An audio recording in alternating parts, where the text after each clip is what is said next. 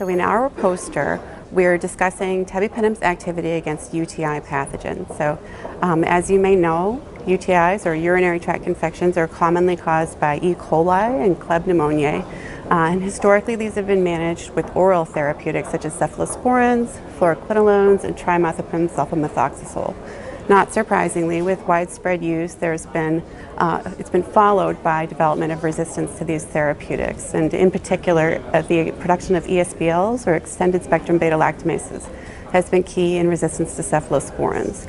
And we have found that this is commonly accompanied by resistance to trimethoprim and fluoroquinolones, which reduces your oral therapeutic options. Tebipenem is a carbapenem, and it's orally available as a prodrug.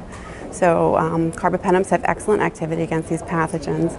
And in our poster, which describes a study that was run at JMI Laboratories, we explore the activity of tebipenem in vitro against some very well-characterized ESBL producers, some of which are also co-resistant to fluoroquinolones and trimethsulfa. So tebipenem maintained excellent activity against these pathogens. Managing these UTIs is very difficult, probably because of a number of different factors. One of which is the global dissemination of the ST131 type of E. coli, and these are uropathogenic, they're virulent, and they're commonly producing ESBLs and are co-resistant to trimethoprim sulfamethoxazole and fluoroquinolones.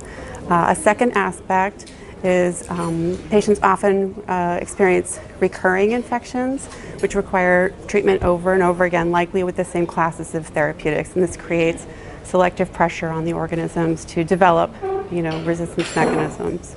A third factor may be industry attention to this problem.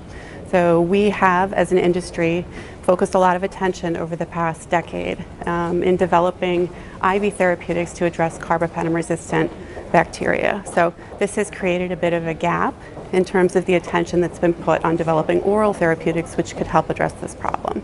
So likely it's a combination of a number of factors, and I'm sure there are more. So what's next for tebipenem? We are very excited to be planning our phase 3 trial in complicated urinary tract infections. And we are also in the process of launching a global surveillance program with JMI Laboratories, where we will look at the activity of tebipenem in vitro against a global collection of contemporary Enterobacteriales as well as other species in comparison to other therapeutics.